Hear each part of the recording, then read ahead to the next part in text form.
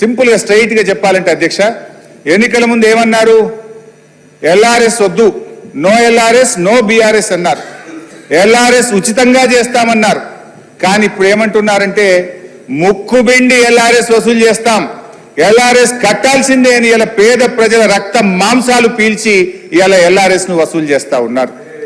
రెండవది అధ్యక్ష, ఆనాడు బట్టి గారు, సీతక్క గారు, ఉత్తమ్ కుమార్ రెడ్డి గారు ఫార్మాసిటీకి మేము భూములు సేకరిస్తా ఉంటే ఆ రోజు అక్కడ పాదయాత్ర చేసి పచ్చటి భూములు ఎలా తీసుకుంటారు, మా ప్రభుత్వం అధికారంలోకి వస్తే ఫార్మాసిటీ భూములు తిరిగి వాపస్ ఇస్తాము అన్నారు. ఈ రోజు ఏమంటున్నారు అధ్యక్ష?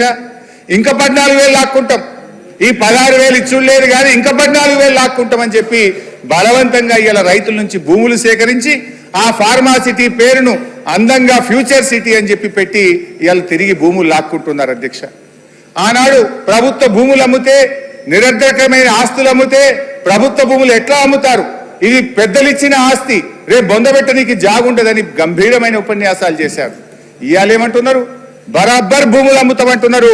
ఇవాళ 30,000 కోట్ల రూపాయల భూములు అమ్మకానికి పెట్టినారు అధ్యక్ష.